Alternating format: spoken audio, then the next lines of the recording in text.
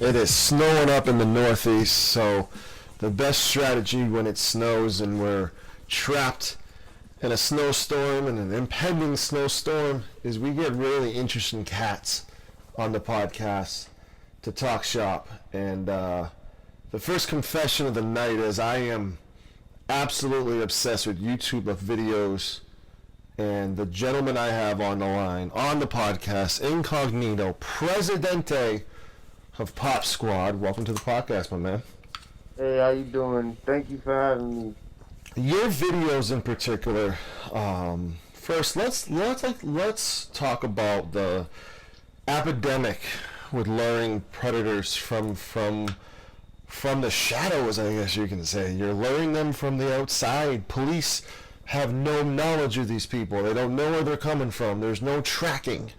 And it seems like an organization like yourself just lobs a little bait.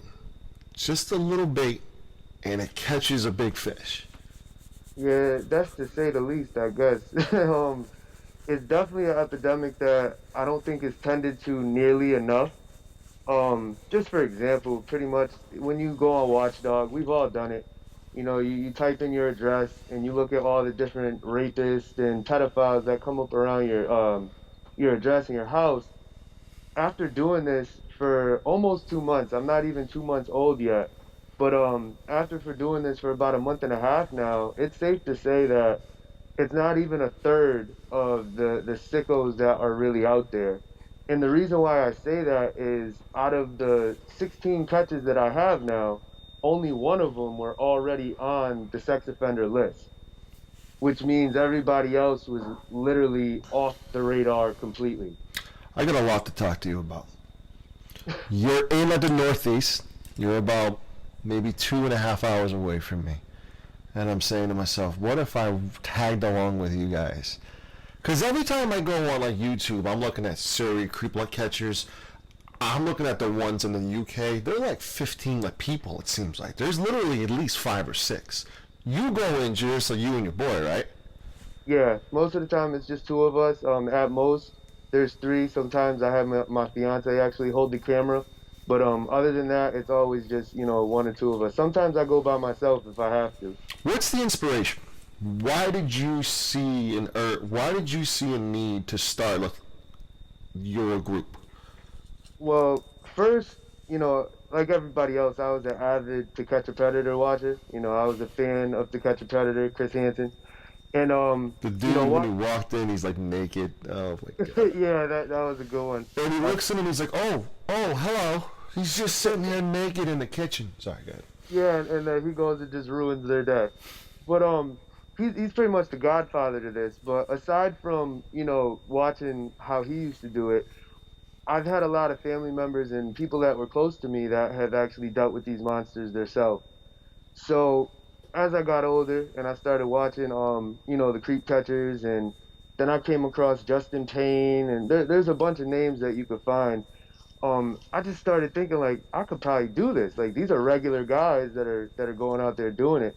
So with my background and skill sets, and things that I was trying to get into when I was younger, going to college, I gave it a whirl. I decided I was going to launch a decoy profile, and I was like, how many could there really be, And to my surprise, there was a lot more than I ever imagined. I launched my first decoy profile, and my inbox instantly filled up. And, after that, it just pretty much caught wind all by itself. It just kept going. It's like a snowball effect. And then the better you get at, I would say, not luring them, but just learning how to pick out which ones are really sick. When I say that, I mean, when you got a guy that contacts your profile and he's clearly in his 40s, but on his profile he says he's 18 or 19, that raises the chances that he's actually a predator. Mm-hmm. So I use little tactics like that to actually narrow them out, and I could say I'm pretty much 8 for 10. If there's 10 guys that contact my profile, I could pick 8 of them right before they say anything, and you could tell who they are. Now, what is the fastest point of contact to face? The fastest so far, I would say, is probably 3 hours. Was that with Matt? Yeah, oh no, Maddie was a day. Yeah, Maddie's my favorite one because the mother called it at the end. yeah, yeah. She was a piece of work. That really surprised me. When my decoy phone rang and it was his number, I thought it was gonna be him trying to ask me not to put up his video. And then when I forever heard her, I was just caught off guard, and she was even like, yeah, I'm sure you've heard the call. She was Yeah, hold on. defending him at first. His eye was acting up. Okay, this just shows you how much of an avid fan I am of yours. This is me giving you lots of love. I appreciate Um, that, brother. like two big reasons why I watch these because A, they're the only thing that's reality. You look at Basketball Wives and Mob Wives, it's fake as shit. You know, what you're doing is real life, and not only that, it makes people who are are a little down on themselves feel better because my God, it could be a lot worse. Yeah. The first time I could be talking to you is me in the car with my dick in my hand and you knock on the window like, what are you doing here? That could be worse. You know what I'm saying? Yeah. Like, and that's the situation. I mean, you feel bad. Oh, you don't do this, you do this. And you're like, there's a lot more worse people. There are a lot, I might not have held the door for like a woman and I feel like shit for not, like, something stupid like that. And I'm Yeah. feeling down about myself.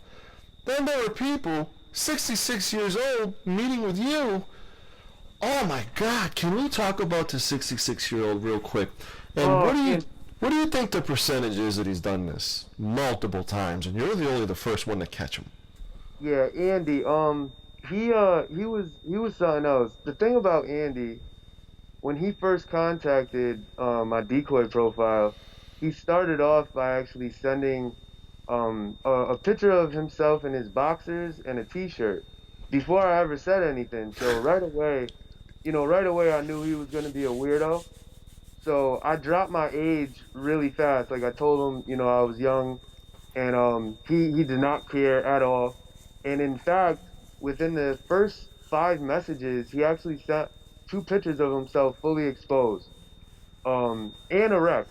Not to be too graphic, but you know what I mean. It's It's just not enough that yeah, it's disgusting stuff. But think of this because flaccid penis dangling yeah, along, and you're showing it off like a screensaver. It's like, exactly. And the fact is he actually did that after finding out the decoy's age. Once he found out the decoy's age, then he sent those pictures. So when you see stuff like that, it makes you wonder, like, what's going on in your head. Now, the thing about the Andy catch, that was the first time that we really got to do a good decoy, a live decoy. So when you see the Andy catch, you have the decoy walk up to him and go into the restaurant and sit down, and you kind of get to peek behind the mask, so to speak, because he asked him, like, just to give everybody an example, not all these guys are extremely graphic or sexual when they're texting you. Some of them actually wait. Like Andy sent the pictures, but mhm. he never said anything sexual when he was chatting with me. But when he was with the decoy in person, and the decoy asked him, "Well, what would you like to do today?" Mhm. That's when he came out and said, beat you off and 69 and all these other things because he really believed he was meeting with the minor. Mhm.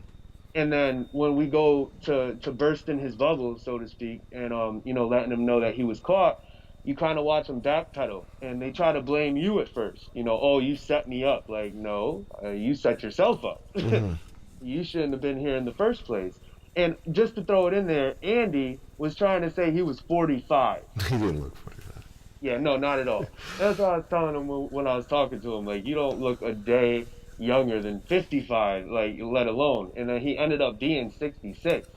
So walk us through your mindset. A lot of the people, like the serial creeper catchers, when they catch them, they call the police. There's a lot of them in London, especially. You ain't going anywhere, fucker. Like, you hear that a lot. You hear them holding them down, pinning them down for the police. What is your strategy, A? And B, why don't you take that same approach where you have the opportunity to say, listen, there's charges of child luring, there's always grooming of a minor, 14 years old, you clearly broke the law, I'm going to hold on to you until the police come. Why don't you have that same approach? All right, well, to That's actually a really good question. All right, so everywhere, in every state, the laws are different, and they're definitely different in every country. The UK, as far as I'm concerned, have the best raps on the situation because they don't play at all. The cops don't question the catchers at all. You know, all you need is the chat logs and them there, and they take them away. But here in the United States, for some reason, and in my state, if you reach out to the cops yourself, the first thing that the predator's defense is going to try to use is entrapment. Now, entrapment only applies to law enforcement. So what the defense is going to do is they're going to try to say that the officer that you reached out to actually put the thought in your head to do this. When we all know that they didn't, we operate out here by ourselves. So I learned that with my first couple of catches because reaching out actually just put hurdles in the way of being able to prosecute them. So just the fact that there's any red tape at all protecting them, I decided that the problem really is the laws. And the only way to get the laws changed is if we could actually go after legislation. So the only way that we could go after legislation is to gather as much results as possible and then have the people behind us and then whatever law enforcement possible behind us and go into those offices and push to actually have the laws changed instead of trying to have officers that could only follow the law do as much as they can, which is very minimal. Can we Now, start a petition? I believe so. I think a petition would be good, but that's gonna only be so much. I think getting these results, the videos, you know, we have one conviction and an arrest already within the first 30 days. Andy got arrested at the end of that video, and we actually didn't call the cops. I had strategically sat him down in front of a restaurant, and when I was talking to him for so long, every time, if you notice in the video, when people are walking by, I was purposely talking out loud like, oh, you don't want anybody to know what we're talking about. And then I would say something that he said. So naturally, one of the people ended up going inside and telling the restaurant manager what was going on outside, and they called the cops. So that removed that little hurdle of us reaching out. It wasn't us reaching out anymore. So it went really smooth with being able to arrest him because when the cops showed up, they asked us what was going on. I told them. Then they asked Andy what was going on. He had already started trying to erase things off his phone, which made him look worse. And then by the end of the night, he was in a jail cell. Andy did make bail. He bailed himself out, and his court date's coming up. I will be there. And he's going to be going to jail. He's not going to beat his charges. But now here's the flip side to your question. Andy's going to go to jail, but when he goes, he's going to be in protective custody. I don't understand that. Number one, he's going to get a slap on the wrist. He'll probably do some months. But when he's doing those months, he's going to be in protective custody the whole time. Because he won't survive in general pop. Yeah, but this is my thing. He was going to destroy a child's life for the rest of their life. So He's probably already have, too. Yeah, and he probably has. He's 66. And There's multiple victims. There's no way you wake up you wake up in the middle, oh, do you know what? It's February 10th. I'm 66. I'm gonna do something new today. I'm gonna go meet a kid online and I'm gonna molest. No, they don't think that way. They've done it since God knows how long. We're talking 40, 50 years potentially of doing this kind of act. And he was so nonchalant. Like he said that he had a roommate that was gone for 2 hours, so we were gonna have to hurry up and go to his house for those 2 hours. So he was definitely used to it, like you were saying. He got particularly annoyed. He got annoyed not by you, but by your partner. Because every time your partner would talk, he goes, I don't like what he's doing. It's like, wait a minute, stupid. You're the problem here, not anybody else. Exactly. How much the percentage, and this is I know this is a question that's going to be a stupid question, and I'm following up a smart question, a good question with a dumb question. What's the percentage of these individuals having a mental illness? It's pretty high, correct? I think all of them do, honestly. I mean, if you are interested in a child, period, there's something wrong with you. There's just something wrong with you. And I honestly, after talking to so many of them, I'm actually talking to one right now. And after talking to so many of them, it's just the fact that I don't think I'm ever going to be able to wrap my head around it. There's no real answer because when you ask them, they don't even know. They really don't. Even the few that I've had that really sat down and talked with me, like, they really don't understand. And then some of them even have the nerve to say that they don't think they need help when I ask them. I'll be like, so do you think you need help? And they'll be like, no. And I'm like, well, that fascinates me because you're out here to meet a child, but you tell me if somebody did this with a family member of yours, you would be upset. How can you change those people? Because there's some people, like, I equate it to some people who get like pussy whipped, and it's to the point where you can't snap them out of it. They're gonna continue. Like, I have a brother who continuously went back to his ex, like, even though she would cheat on him, and he was so blinded by it, and there's no changing. Like, the only way that there's no changing that if you like that. And I'm not comparing the two, because obviously when you have those kind of mental issues, that's an extreme, that's high. How do you change them if there's any changing?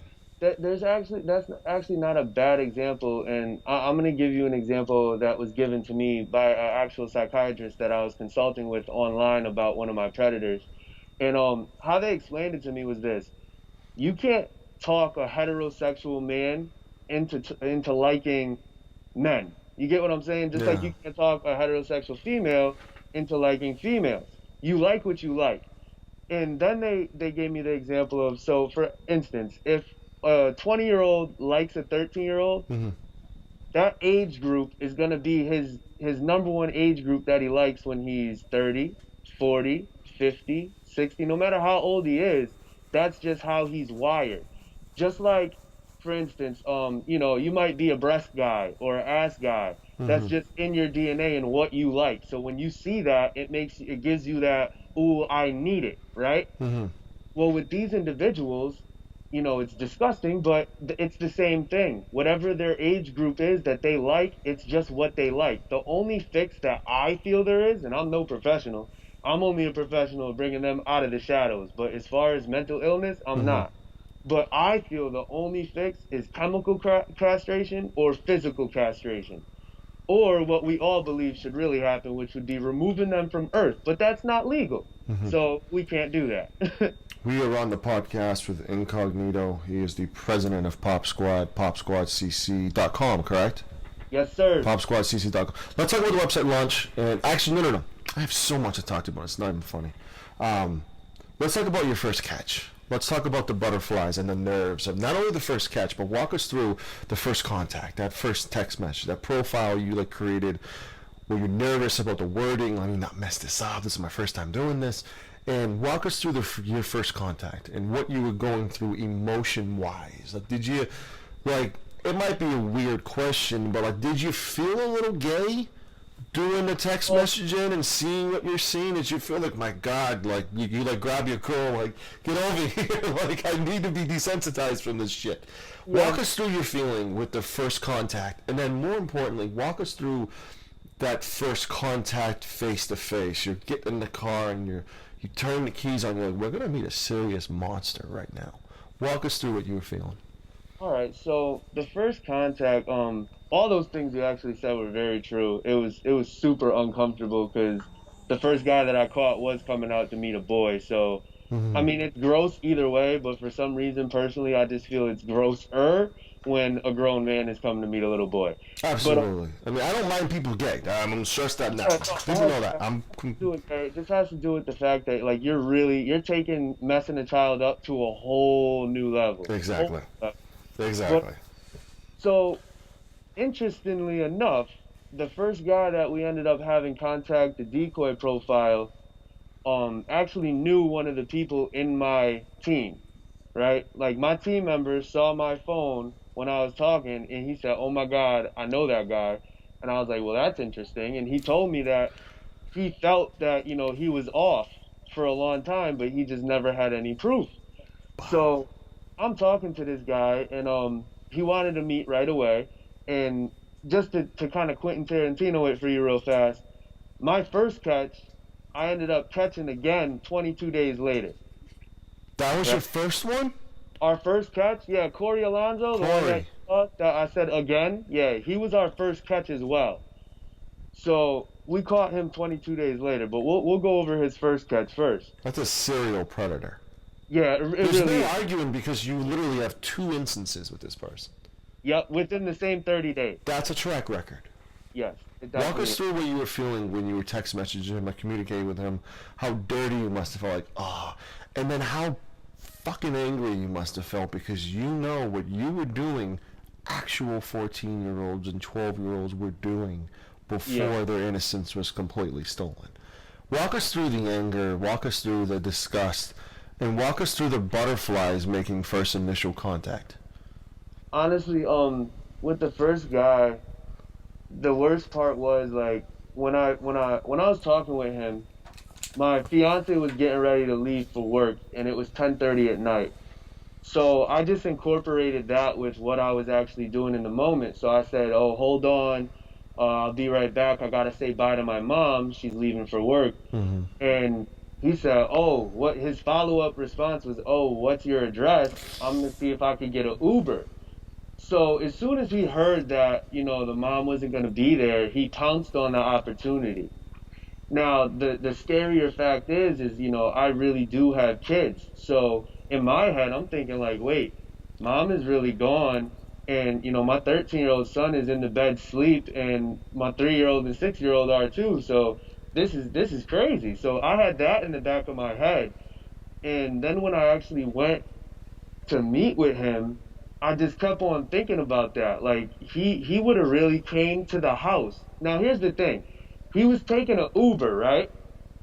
And he only had enough money to make it one way. He didn't have enough money to Uber himself back. So his plan, and he actually said this in the chats, and I addressed this in the video, his plan was to sleep over, right, with the 13-year-old boy, and then sneak out before mom got back so he could catch the first bus that runs in the morning. That was his plan. That sounds like someone who's done that before. Yeah, a 34-year-old man. And he said, "Well, what time does your mom get home in the morning?" And I was like, 7. He was like, "Oh, well, I could get out by 5:30 because the next bus I'm looking at right now starts running at 5:30." So he took about, that was like 11:30 at night, and then he ended up showing up around 2 o'clock in the morning. Your house? You know your house, obviously. No, no, no. I actually gave him an address to this old warehouse building that's near the highway With the because T-shirts and stuff, they do the shirts, right?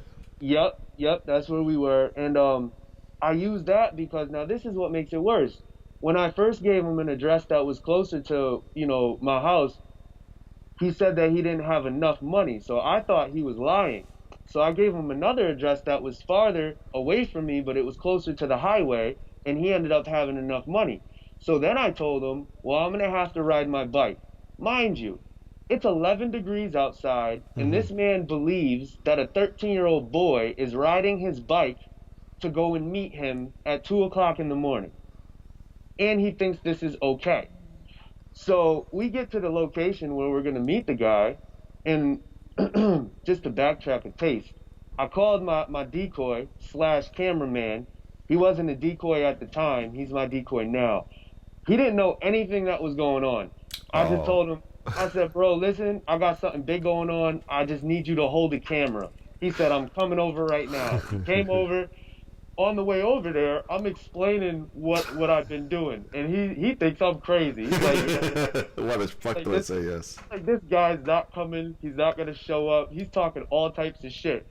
And then oh, I'm sorry, I don't know if I can cuss on your No, podcast, I've cussed multiple times. Go ahead. but so boom, a car ends up pulling up, and then we see this guy hop out, and I'm texting him, and he's texting on his phone. I was like, "Yo, that's him," and I'm all excited and stuff because this is the first guy. I'm like, "Yo, like we're gonna really do this." And all the years watching To Catch a Predator, I always said if I ever had one of them guys in front of me, I'd kill him. Like, you know what I mean? So now it's time to really meet this guy. So we circle around the block, and I'm trying to get him to walk to a certain destination, and he just was getting the directions all mixed up. So we end up driving by him in a bright yellow car, right? I'm not gonna say what kind of car, but we were driving by him about 6 times at 2 o'clock in the morning in a bright yellow car, and he was so caught up on being, on texting with the kid that he didn't even notice us driving by him, like at all. And we still got him to go where I wanted him to go so we could actually confront him. Now, when we actually got to confront him, this catch was bad. I actually ended up taking the catch down because I was excessively aggressive. Like, aggressive isn't even the word. I did everything besides whoop this man's ass. Alright? And the reason why is because in the back of my head, I still had the fact that he thought he was coming to sleep in bed with 13-year-olds. It hits close to home. You know what I mean? And it's the age of my oldest. And everything it could have been real. Yeah. It could have been real. It is. I mean, it has happened. I mean, it's real. It's just not real with you because you were upon incognito. You know. The situation could have really happened in my household, and I was emotionally attached to it. So when he tried to first say, "Oh, it wasn't me talking," I was like, "Then why are you here at 2 o'clock in the morning if you weren't the one that I was texting with?" You know what I mean? So when he tried to lie to me, I went from calm to just everything but. So that one's not up, right? No, not anymore. You can see a couple highlights from it in his second catch. I actually put highlights from his first catch. I saw that.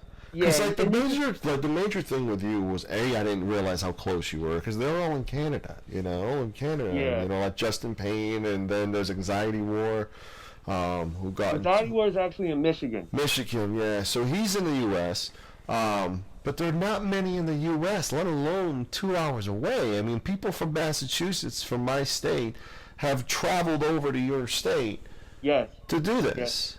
Yes. I've caught 2 people from Massachusetts so far. One I thought looks like a buddy of mine.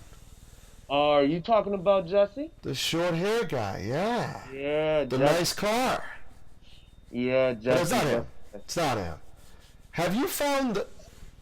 So, let me ask you this. So, like, the major thing I saw with your other videos, and I'm surprised to hear about your first catch, is you're so calm. You don't, you're done, bud. You're done, bud. You don't do any of that. You don't yell at people. Like, there was one of them where they had a guy with, not autism, but he was in like a scooter. Yeah. Very creepy guy. He wanted to have sex with a girl in the bathroom.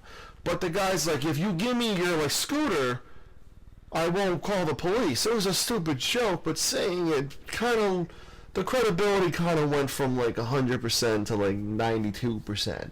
Just by saying such a stupid thing. I mean, you know, you're super calm. After your first one, did that really open your eyes to be like, you know what? I need to be different. Because everyone else is yelling, you're done, bud. They don't have a mask on like yourself. You obviously are behind the scenes when you like film this and you're behind the camera with we don't have a mask on. But like doing this, you have a mask on.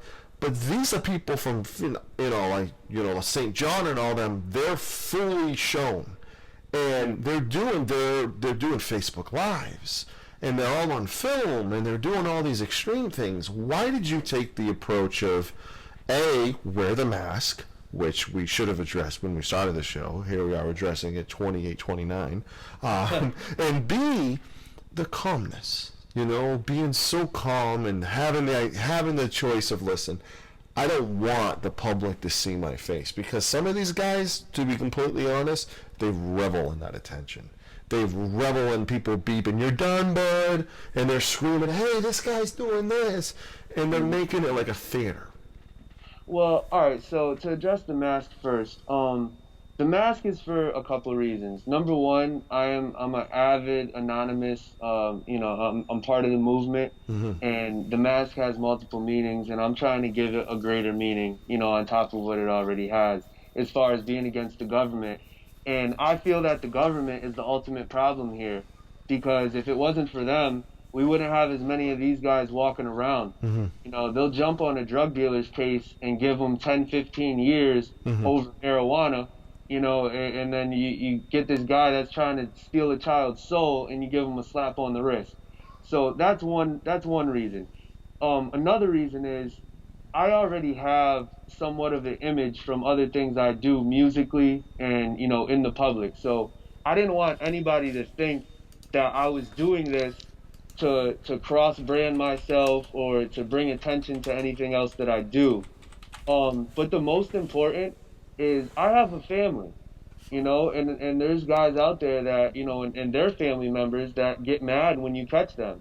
Now, I do realize I won't be able to remain anonymous forever, and that's fine. But I really just want people to focus on what the real problem is. And I just didn't want to draw attention to myself. There's certain catchers out there that I know for a fact only do this for attention, and I don't understand that.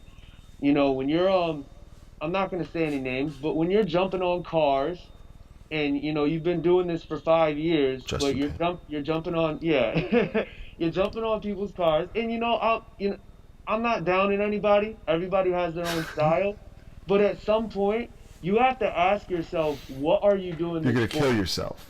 What, Somebody almost killed him. There was a video he did a couple of weeks ago where he actually jumped in a car.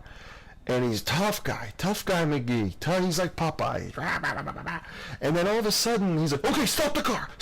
Like, that's when yeah, you win. he Yeah, turned genuine. Like, you win. Okay, seriously. It's like, what the fuck? but my whole thing is this. I ended up speaking with a psychiatrist, that was a surviving victim, and she's the reason why I actually went back to the drawing board and switched up my approach, because she said, if you approach these guys with aggression, right? Mm-hmm. And I hope there's other catchers out here listening to this, because this is probably the best jewel that I have ever picked up, and I think every catcher needs to really listen to this. If you approach these guys with aggression, you could take a predator that grooms, right? And a groomer takes his time. He tries to, I mean, it's still sick, but he tries to make what he's doing okay. He tries to get to know the kid, right? Mm-hmm. You can take somebody like that and make them so afraid that instead of grooming, they're just going to start snatching children. Right. When she told me that, I stepped back and I was like, wait, if I'm doing this to help kids, but I could potentially be making it more dangerous for them. It's less risky like snatching kids after the experience they had. It's like, wow. Because the one thing they never want to have happen is, are you the police? That's the first question they ask. Yep. Everybody, are you the police? Because they only give a shit about one person. That's themselves. So the one fear they have is getting arrested. So if they equate, I almost got arrested doing the online shit, but I have these urges. How do I accomplish these? Because like the number one objective is me. So these urges are more important than anything. So I'm gonna do stupid shit by hanging out at a park and bringing them, doing stupid shit. Exactly. So they equate the two, because like a big thing that I hear with a lot of these is they say you're done, bud, but they say, well, when you're online, 9 out of 10, all those profiles are going to be us. You're going to talk to us for life now. Is that an effective threat when they say, and then number two, like the funniest part is they're like, done, bud, like you're going to be seen by 6 million people, and like the video gets like 1,600 views. Yeah, I think they try to use different scare tactics, and the whole public shaming them and all that. It's entertaining, but like I was saying, if you're really trying to do this to make an impact, one thing I want to point out is when you're watching those videos, I'm going to ask you this question. When you're watching those videos, how many of them do you see go more than 5 minutes without the chat log? I'm not saying the chat log included, the actual confrontation. How many do you see last more than 5 minutes? Not many, right? A lot of them, they see you and run. Not you, but like they see 6 people coming to them. I mean, it's literally 4 or 5 deep. I'm gonna get mugged, so they just start booking because they don't think, like, the first thing, like, like you say is, I'm nonviolent. This is for your purpose and my purpose, and some people say that as well. But when they show up 4 or 5 people deep, I don't give a hell what you're gonna say. A, I just got caught. B, I'm gonna get jumped. So they run. So there's no filming, there's no media, there's no content. There's no content, and then honestly, you only get 2 emotions when you use the approach that you see these guys use. And I mean, one emotion, but from facial expressions and body language, you're only getting fear. Mm-hmm. And if somebody's fearful, you're not going to get the real them. Now, I try to use the approach of befriending them. In a lot of my videos, you see, I'll even act like I might even know them. Like, I'll say their name, walk up, shake their hand. Hey, I haven't seen you in a while. Where you been? And you do that a lot. And you did that with the guy who's reporting you. And we're going to get to the YouTube ban in a second. You did that with him. And he's like, like no one's seen me. I'm ghost. I'm always gone. And I'm like, you legitimately know this guy. Yeah, I didn't know him at all. So it I was didn't know him really, at all. so it was really good acting because I literally thought you guys knew each other. I'm gonna like talk about the YouTube bit if you have some time. Yeah, Is that still good? absolutely. Absolutely. Walk us through I think it's really innovative because when you see the videos, it's one camera. 9 times out of 10, they're on the floor being walked because you're walking in with the camera, not with you, but with a lot of these like catches, they're like the phone's on the floor and they're doing this. You have done what I think is a very fresh approach and very, very, very smart. Is you're actually putting the camera on the decoy, and then you're split screening this bad boy to you approaching them, and you're like, hey, the cousin's upstairs. Oh, you have a cousin down? Oh, I live upstairs, and let's go upstairs and hang out. Walk us through like the split screen and that whole approach. Were you inspired by that, or were you like, let's do something different? Well, the whole thing was I wanted to try to give people a better up close and personal view of how these monsters operate when they think they're really with a minor. When I used to watch To Catch a Predator, you would see the decoy be at the door, and then by the time the predator got to the door, the decoy would be like in the kitchen and around the corner. So you never really got to see too much of an interaction. In their later episodes, they had a couple where, they would sit across from each other and talk for a minute, but you didn't really get to see what they were up to. So I for lack of better words, I wanted to push the envelope a little more. So to do that, I just said, hey, let's take this camera, and I only have one live decoy right now that I could do that with, but we've been able to do it a couple times. And I was like, you're going to record, hold the camera nonchalantly, like you're just holding your phone, and talk to this guy and see where he takes things. And I'm going to start rolling at the same time. And, when I come in, I'll burst this bubble and we'll take it from there. Now, with the one that you're talking about, you were just referring to, I like to call him Mr. Xbox and Undies. Because that's what he kept telling me he wanted to do. He wanted to play Xbox and Undies with the decoy.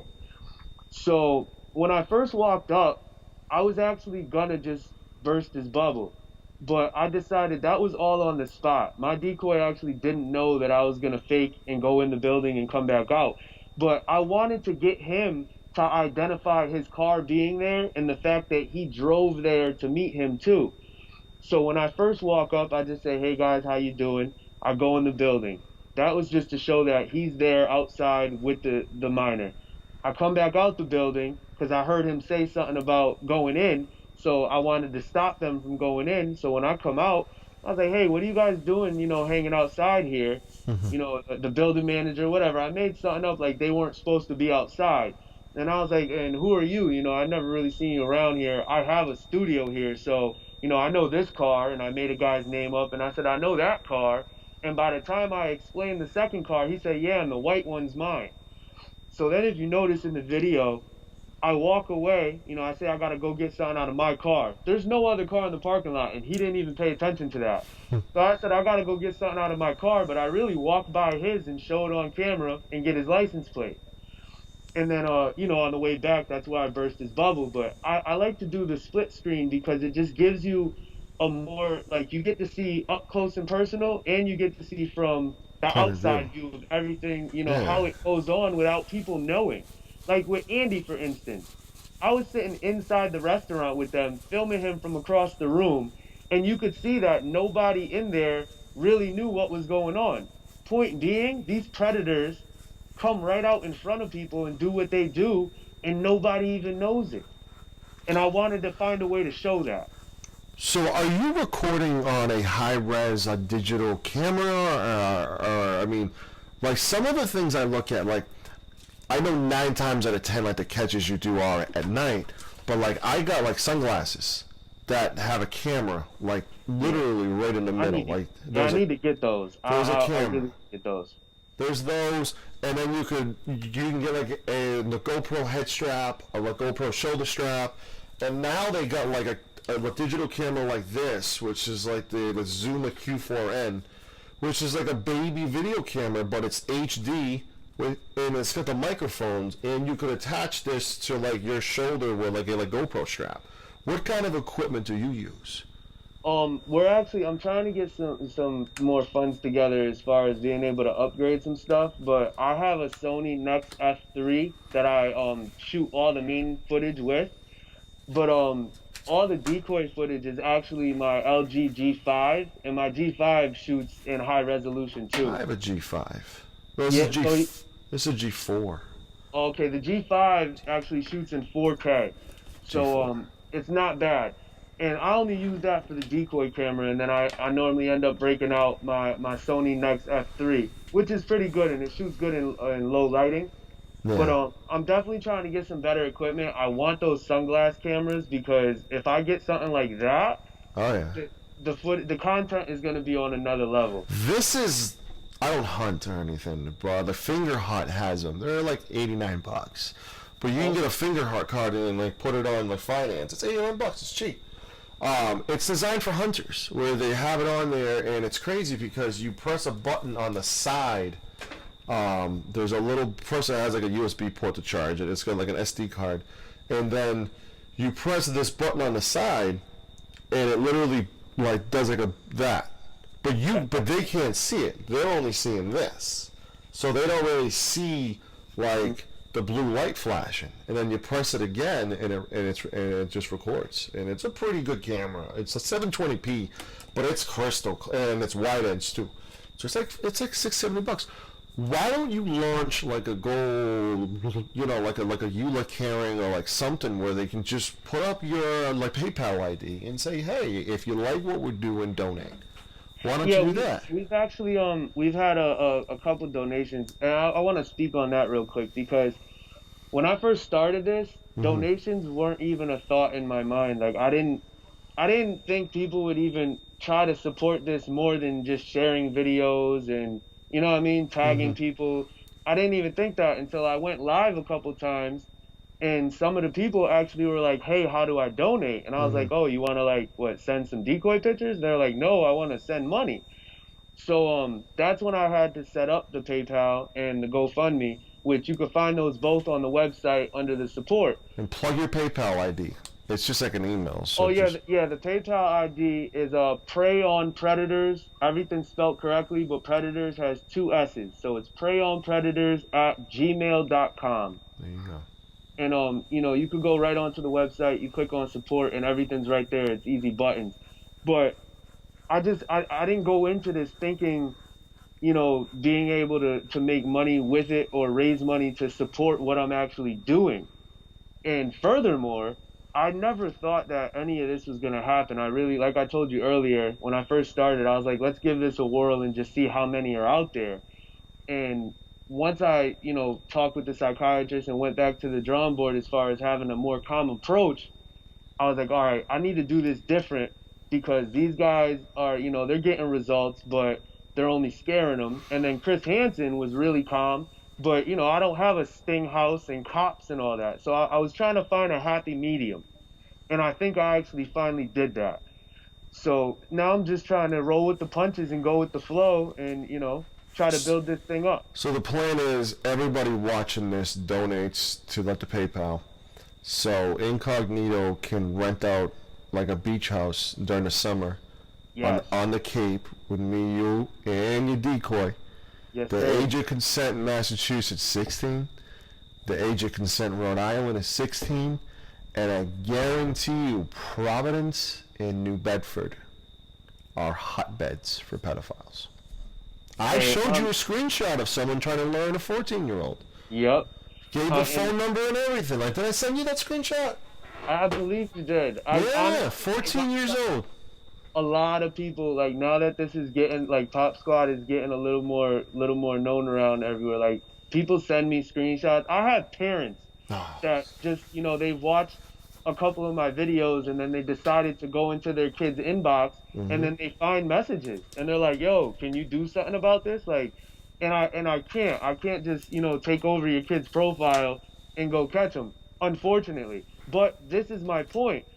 I want to be able to raise enough awareness with the community so we could remove the red tape, and we could do that. Because if it was legal for me to just take over a parent's kid's profile and go get a predator, I would do it in a heartbeat. In a heartbeat. But there's just certain rules that we have to follow that actually protect these guys. And that's what I want to take away. They should have no protection. I have a niece who has a kick, and I'm just pissed. I'm like, she's like 13, 12, 13. And I'm like, and it's difficult because like I'm not a big part of her life anymore, and I want to be, but the parents got a divorce, like let the wife cheated multiple times and all that bullshit, and she's looking for attention, and she's gonna find it in the wrong fucking place, and that's my fear, and not having the ability to grab her phone and be like, you can't do that, So people are donating to you because heroes, not all of them wear capes. And what you're doing is really heroic because you're putting yourself out there. You're sacrificing family time. You're sacrificing wife time. You're sacrificing personal time. And you're putting yourself out there to expose people. You're literally bringing these monsters out of the darkness and into public light for the world to see. Oh my God, they have a Facebook page. They have all these pages. And like, I think it was Andy or I think the 66-year-old who you met in the I think you met him in the factory too, right? No, Andy I met at outside of a restaurant. Yeah. I'm trying to think of who you might the be. The one you met in the factory with the clown nose. Inside. Wow, you do your homework.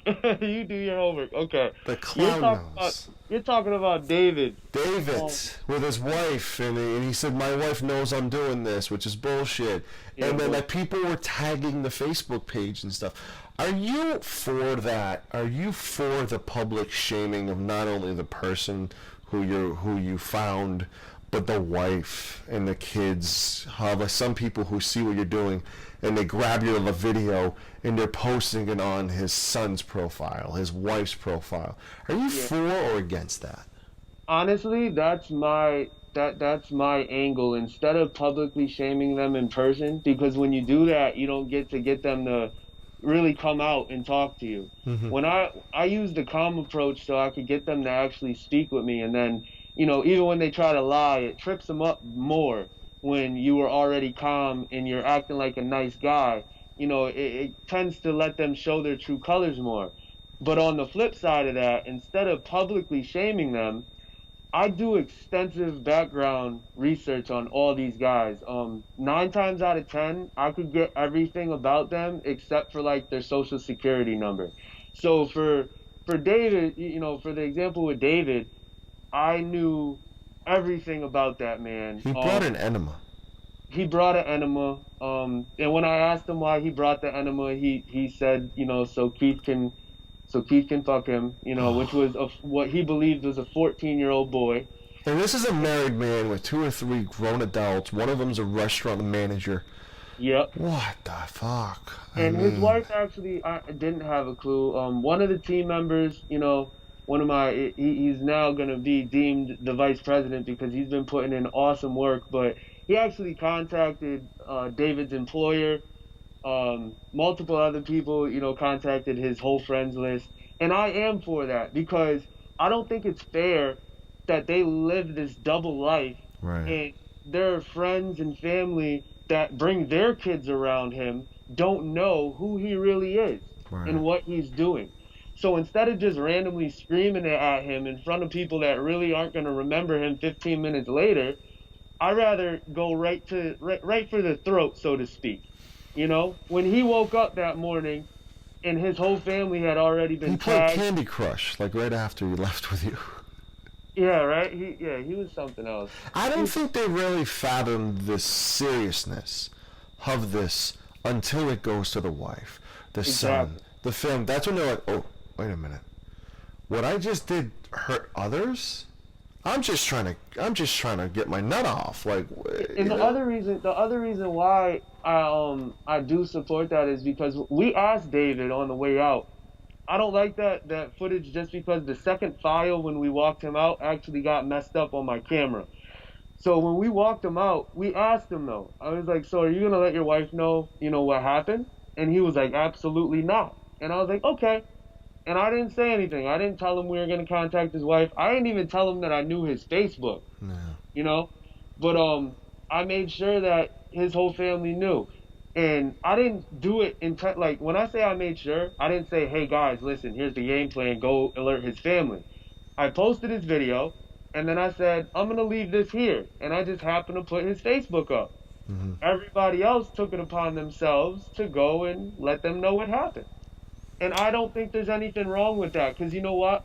If he met a kid's family member, a real kid's family member instead, nobody would have knew about it. He would have just disappeared.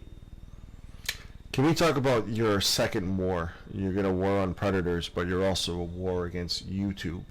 We're going to be on YouTube right now, so this is a public platform for you to let YouTube, anyone from a YouTube who may or may not be listening to this. First, I want to get the backstory of what a war on YouTube is, what you're going through, why you're going through it, and what's your message for YouTube if they're listening right now. Well, after doing some research, first off, predators were actually two to be specific. Richie Pakutka, I'll say his name. Your old friend. Yeah, the old friend. And Jesse, hold on a second. That's my team in Toronto. They just made a bunch of catches, and they're trying to call me. All right, so Richie and Jesse both reported their videos, and they got taken down. I thought at first it was, really messed up because it looked like YouTube was somewhat protecting them. Mm-hmm. But it's actually because YouTube has guidelines about using somebody's face without them actually giving you consent on the video. So that's why, that got taken down, which still in essence somewhat is protecting them because they're predators at the end of the day and they should be seen. So after I got in contact with somebody that's a little YouTube, let's say, quote unquote, famous, he's a fan of PopSquad, and he likes how I conduct interviews. Huh? It's FouseyTube, right? He's a fan of you. Oh, I didn't know. No, actually, I didn't know he is. I'm just kidding. Yo, that would have been awesome. He doesn't like anybody. Yo, he could really help us out. But no, this guy had got in contact with me, and he was like, "Listen," he said, "if you put a blur on the video and then direct them to your website," he said, "there's no way that they could report your videos." But by the time he had told me that and got in contact with me, I had already got 2 strikes on my main channel. And now I can't upload any new content to my main channel until May. So that's what forced me to just take all the other videos down just in case the other predators decided they were going to do the same thing. Because once you get 3 strikes, then you could get your whole channel disabled.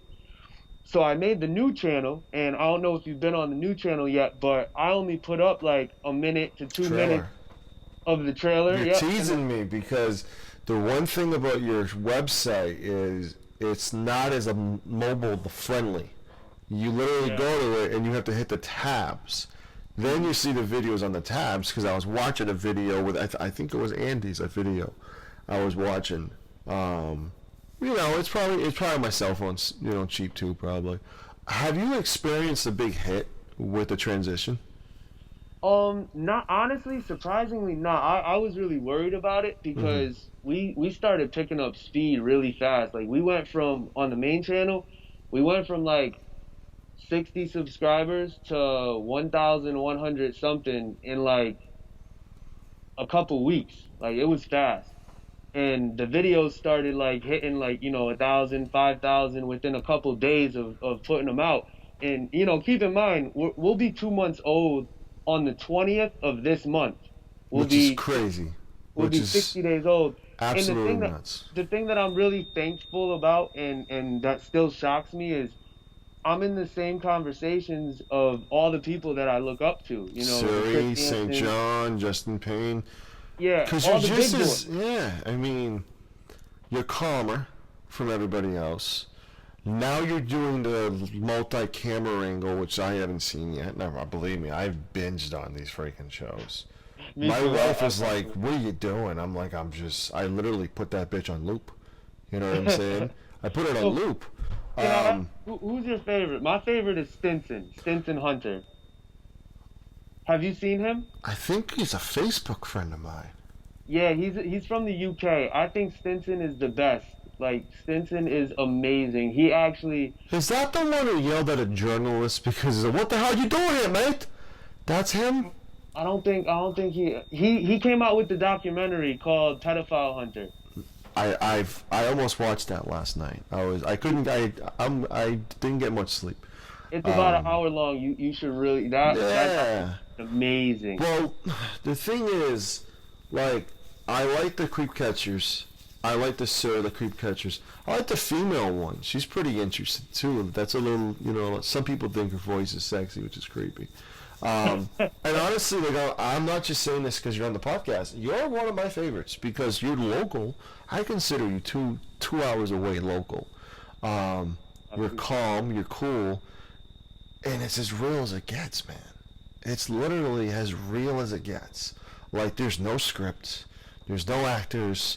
This is revelations. This is somebody like coming out and saying, "Listen, this is who I really am," and it's magnificent. It's not that I'm a savage and I stop and watch a car wreck, but it's a little bit like a freaking car wreck. No, And I get the analogy. I do. it's kind of like you're seeing these people, and it's like every time you see a video from you that's new, you're like, do I know this person? Will I know this person? Where will I know this person from? And it's roulette. Like, you could know that person. Two things. I want to talk about the copycats. I want to talk about the YouTube channels that are, predators, the busted, all those channels like that use your videos, that use your content, essentially steal from what you're doing and put it on their channel. They're putting everybody on their channel. Siri, Justin Payne, Anxiety War, they're all going to one channel, including yours. What is your feelings towards that? Are you flattered by it? Are you humbled by it? Or are you disrespected because they're like stealing original content that should be on your channel and your channel only? No, I actually I'm humbled by it and I'm flattered at the same time. But more importantly, I think any publicity is good publicity. Number one. Number two, I feel that they're really helping raise awareness because at the end of the day, people are always going to come to the main source. So when people take the videos and they put them up again, they're kind of helping me out, especially with what just happened, with a bunch of the videos getting taken down before I learned how to really go by YouTube's guidelines. But I don't look at it as a negative. Now, what I do look at as a negative, I had one situation happen where I was going on Facebook and I was just joining any type of creep catcher groups, right? And I came across a group that said Zero Children Hurt, which is my good friend David's chapter. He's from Canada. He's an awesome catcher. And then it said Pop Squad. And I was like, whoa, hold on, time out. Like, I didn't start any other chapters in this area. And the area at the time was PA. It was Pennsylvania. So I ended up contacting this guy. And I was upset because, his profile picture was similar to mine. He was wearing the mask. His group picture was similar to mine. And then he actually was using my brand name and had never spoke with me, ever. So when I contacted him and he didn't know who I was, he was like, oh, I really want to be a part of this. And, I just started putting these two names up and running with it. And I was like, that's really wrong. I was like, I put, my blood, sweat, and tears and my energy into this, and it takes one bad egg to really taint the whole brand. It actually happened with the creep catchers because of, I'm not going to say a certain chapter, but there's a certain chapter that you've actually mentioned a couple times on this interview that, they don't do things how the real creep catchers do it, as far as, not being professional about it. Yeah, you know what I mean? Or making jokes saying that, they're going to take, if you give me your scooter, I won't call the cops. That specific chapter is a big reason why Canada doesn't, really accept the creep catchers to the point where there's anti-creep catcher movements in Canada. There's a Facebook group that's like the truth about creeper catchers or something that I saw.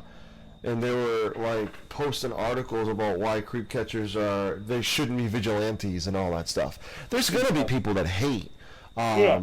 What's your response to that? To like these like, Facebook groups to have that kind of, you shouldn't put the law in your hands. You shouldn't be a vigilante. You're only causing more harm than good. What's your response to that bullshit kind of response? Yeah, well, it's double-sided. One, I always ask those people, well, I tell them first, the law's not doing anything about this really, number one. Number two, I like to ask them what they're doing, aside from just sitting and watching. If you have an opinion, you should be able to have enough backbone to try to actually do something about it. But on the flip side of that, I don't feel that, certain groups should give them a reason to say those things. When you're doing a injustice or being counterproductive, if you get a guy to come out and then all you do is try to verbally bash him and you chase him away and you really don't get nothing out of him, all you do is scare him back to his hole, then what have you really done? Right. That's really my view. And like I said before, I'm not down at anybody. It's just I'm really here to make I'm trying to make two changes. One, I'm trying to make a change with the epidemic that's happening with these sick fucks, right? And two, I really want to try to change some people's approaches so we could get the same results on a bigger, span. Like, there's no reason why I'm only 2 months old and this is happening, and then there's other catchers that's been doing this for years, and it's the same thing over and over. So something's being done wrong. You know what I mean? And it has to be inside the approach. So I don't know. I think everybody really needs to just ask themselves why they're doing this, and what's your ultimate goal? Are you doing this for fame? Because if you're doing this for fame, then I think that's weird, and it's kind of gross at the same time. Why would you pick this subject to try to be famous? That's another reason why I put on the mask. Like I said, I know I'm not going to be able to stay like this forever, but I'm not doing this to be known. If I was doing this to be known, I would have had my face on all my videos, and I would have been pretty well known by now. You get what I'm saying? Absolutely. My Facebook profile isn't even my real name. Like, that's not my profile. It's a real name of one of my teammates. You disappeared on me with your first profile.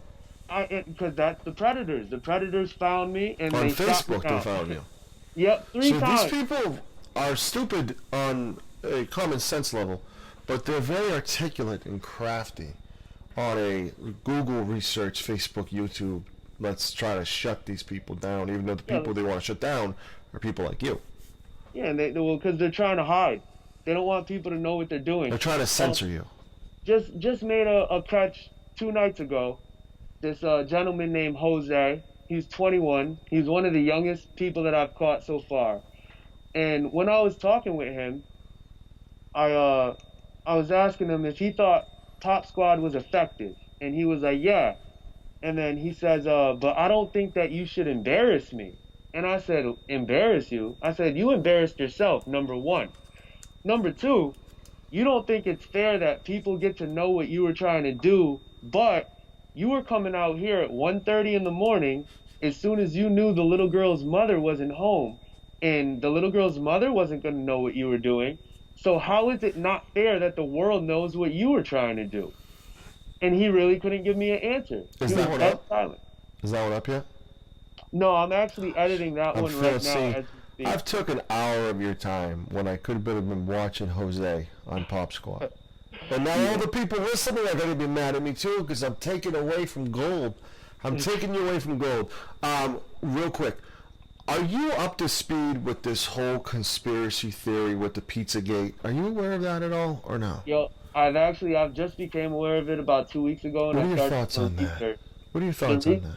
The reason why I actually heard about it is somebody let me know that PopSquad was mentioned on a site called vote.com or VOAT, something like that. And then when I went and looked it up, inside the same article, they were talking about Pizzagate.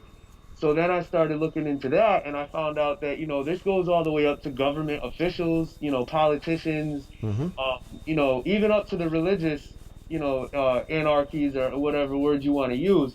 And I think or hierarchies, I'm sorry, wrong word. But I think it's disgusting, but at the same time, it doesn't surprise me at all. Because right back to what I was saying before, where what part of why I wear the mask is being against the government. The government's the problem. You know, these guys are the ones that make the laws, so it's not far-fetched to believe that our world leaders are engaging in this type of activity because if they really wanted to do something about it, they can narrow it all down. But Hmm. why would they jump to narrow it all down when they're actually involved, right? It really blows your. It just blows your mind to think that. I mean, listen, for anybody watching this or listening to the podcast, your neighbor could be talking to Incognito right now. Your Absolutely. neighbor. Walk us through. Last question. Your chapter. I'm very interested in that. Who contacts who? What's the process for you to be accepted into a chapter? Do you create your own chapter? Walk us through that process, and if you can, like, give some shout outs to your partners in crime, all Right. across the world, really. Yeah, all right, so to start off with the chapters, we right now we have the main chapter which is, you know, here under me in Connecticut. We have the second chapter that opened, which is in Toronto, and that's with my good friend. We call him Agent R. I don't like saying their names. I just use their first letter of their name. Hmm. But Agent R and Agent T, both of them together, they just made three catches tonight. I was actually that's why I was late with you guys. I apologize again, but they were making their. Nobody knew you were late. You're on time. Well, I was actually coaching them during their catch. They had me in their earphones, and I was helping them conduct the interview so they could learn how to, you know, interrogate these guys and trip them up a little bit. So that's the Toronto chapter. Then we have another chapter in PA. That's Agent P. That started about, I want to say, 3 weeks ago, and he has two catches under his belt. And we have a few others that are actually going to be opening soon. Oh, Massachusetts. Yeah, Massachusetts definitely. We could definitely talk about that. Listen, man, I listen. I It's am on my one. bucket list to be with you during a catch. Hey, we could do it. I'm more than open to doing that. I've I'm picked all up about. dogs in Bridgeport before. Hey, see, you're I've not picked up that far then. I've picked You're up dogs in Bridgeport. I mean, it's a good drive. It's creepy when you drive by like Connecticut on the highway. There are like dead deers all over the place. No, that's very true. That's creepy. But no. So all right, what I want you to do is I want you first of all thank you for being so charitable of your time. You've given me That's, over an hour. I have much love for hey, that. Um, you're Second, helping the movement out, bro. You're helping the movement out. it's not only that I'm a fan, I'm an advocate.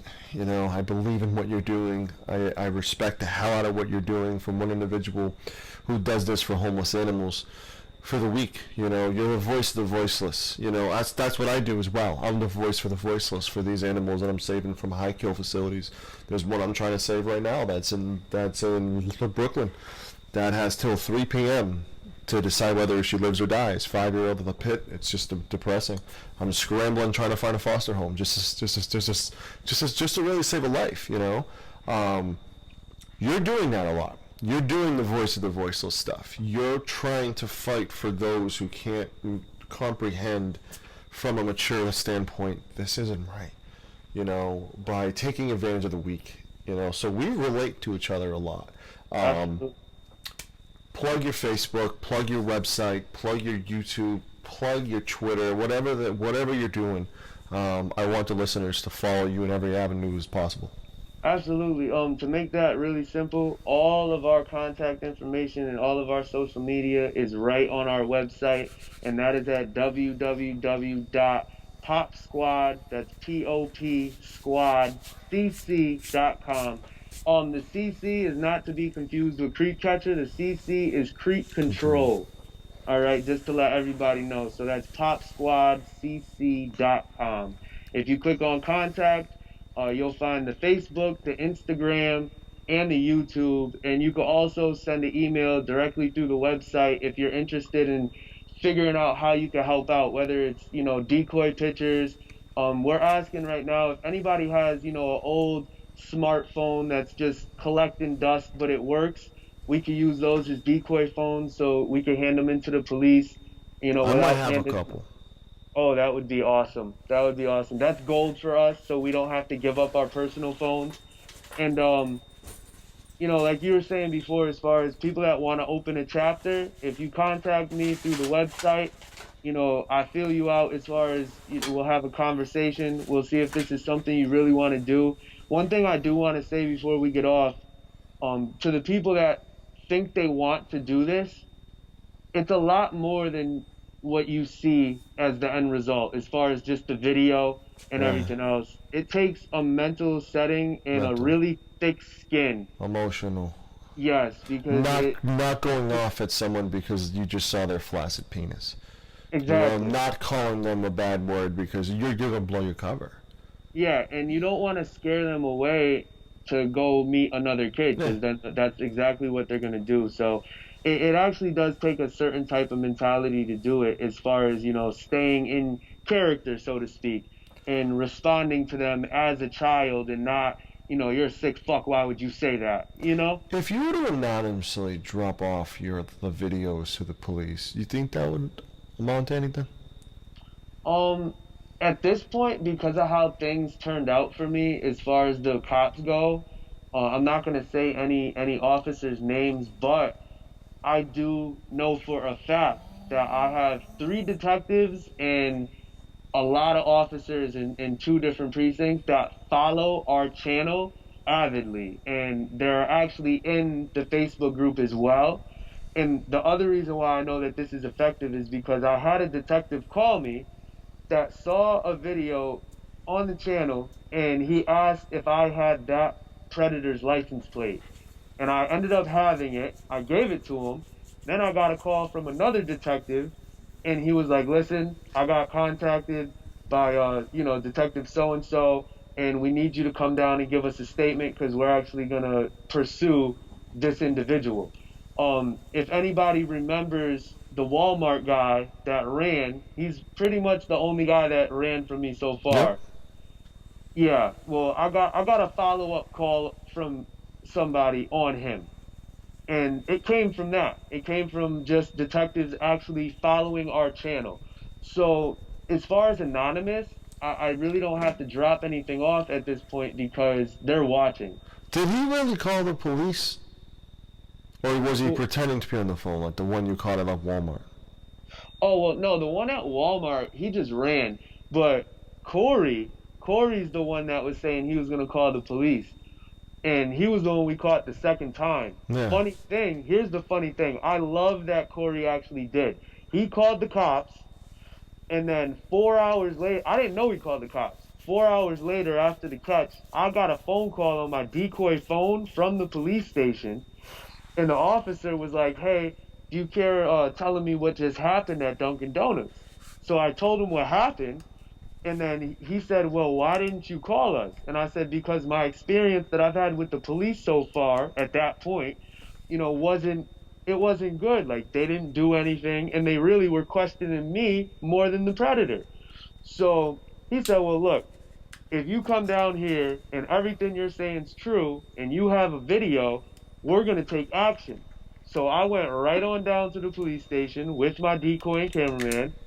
We went over all the footage with him, and Corey pretty much called the cops on himself. Yeah. And now he's under investigation as we speak. Which a lot of them do. All right. I've taken so much of your time.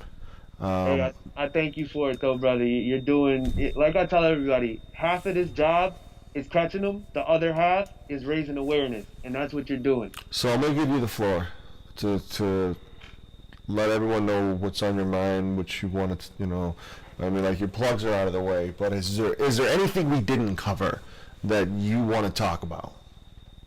No, I think you're very thorough. That's one thing I can say. You are very thorough with your homework and everything. It's That 1 in the you're morning, too. Look how thorough I am.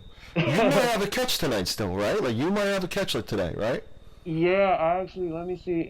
If you got a second, let me look at Sure. my. This puts the listeners and this puts the viewers into your position, which a lot of them want to do. A lot of them want to be like not like a Batman, but like a hero without a cape, making a difference.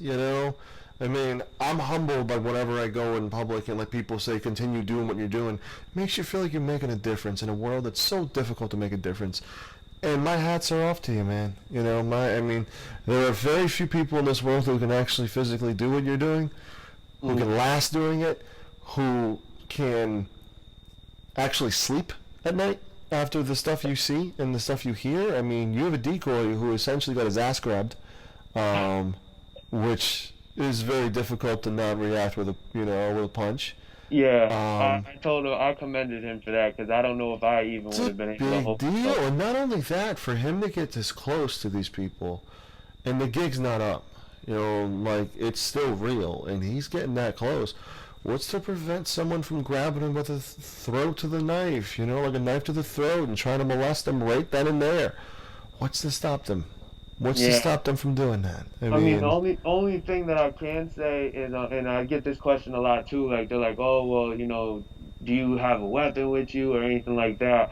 I don't bring any weapons, but one thing I can say is I've been training since I was 3, and I'm 29 now. So, not to say that I'm invincible or anything, but the average Joe isn't gonna come out on top in any type of altercation. That's the only way that I could say it as far as that goes. If they have a gun or something, then anybody would be in trouble. But as far as fisticuffs, hand-to-hand combat, my decoy and I are very, very safe.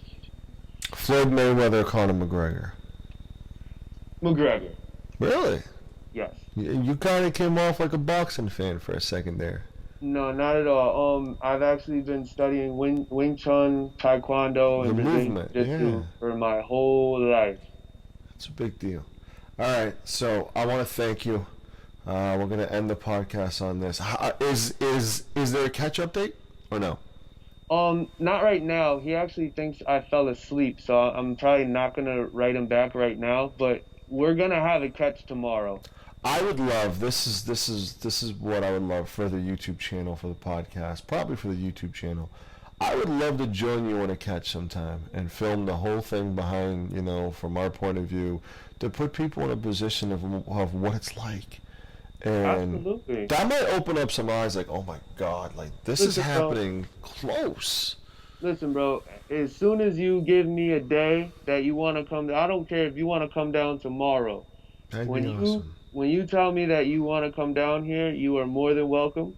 We could do like a documentary style, however you want to shoot That'd it. be cool. That'd be cool. We could do, I could chat. bring my equipment too. I got equipment and Okay. stuff. Bring my equipment, potentially get one in your town and one in my town, later on, because New Bedford's a hotbed, man. New Bedford, Mass. If you haven't learned about it, Google it. It's one of the biggest crime cities in America.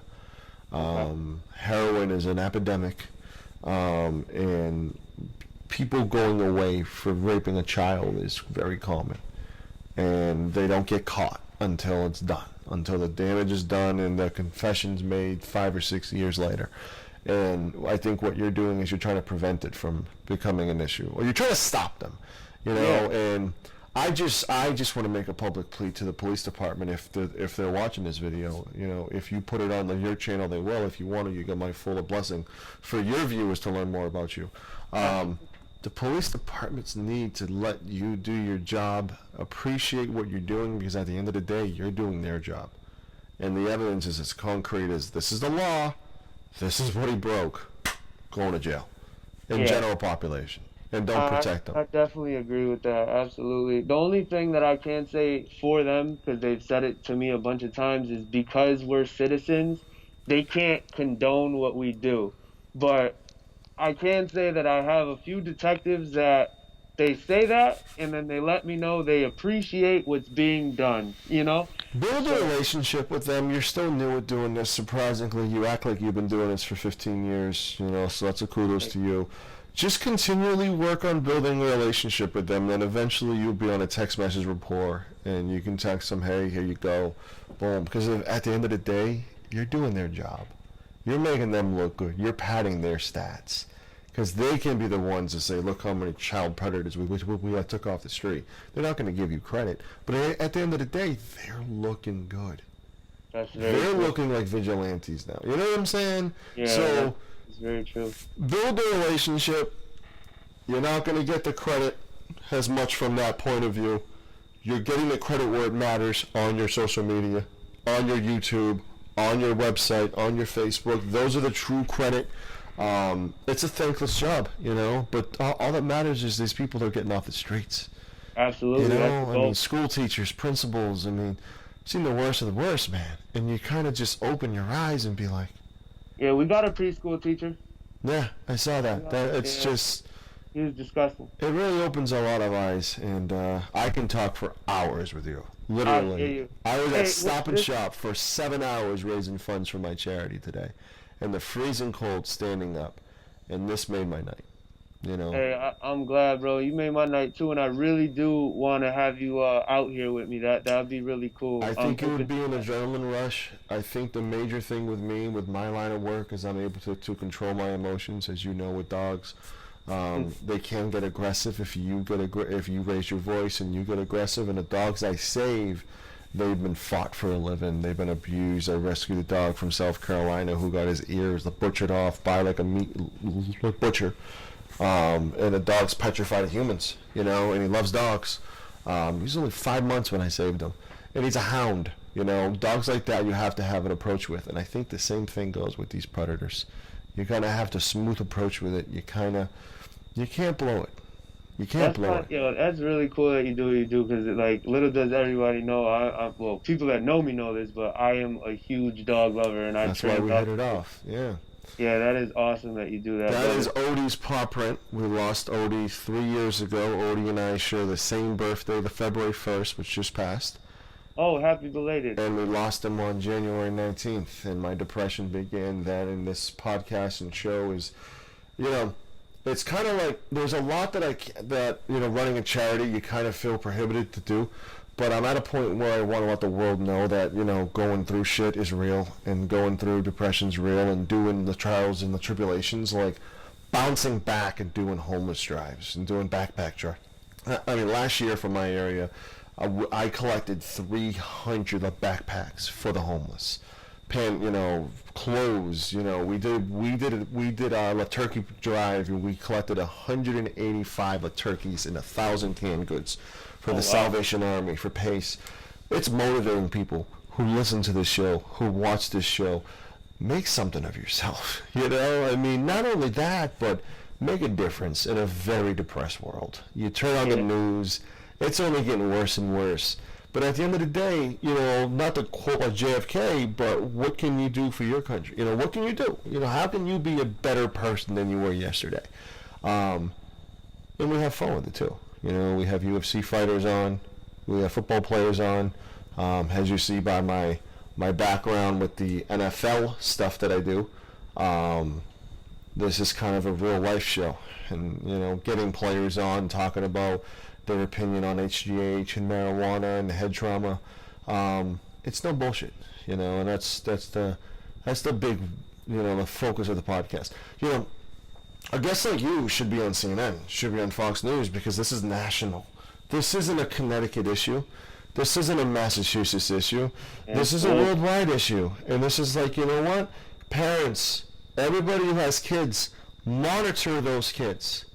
Monitor them. They got Snapchat, they got Kik. You know, like Snapchat's good because the photos disappear in a day or two. All this sneaky shit that these children are doing, that their parents are so wrapped up in themselves and they're walking dead and shit, that they're not realizing what their children are doing. And that's one of the messages I wanted to get across with you, to inform these listeners, this is real. And this is not only real, but this could be happening with your child right now. Yeah. And you won't even know it. You won't even know it until it's too late. You won't even know it until there's a confession. Until it's, I did something bad. Or they're chopped up in the woods, completely done. Yeah. You know, because it's not like these predators have rules. It's not like they say, you know, this is it. You know, I rape a 14-year-old, but that's it for me. I don't do anything else. There's always something else. Like, the way I look at it, is if you abuse an animal at a very early age, you're going to end up being a predator. You're going to end up being a child molester. You're going to end up being a serial killer.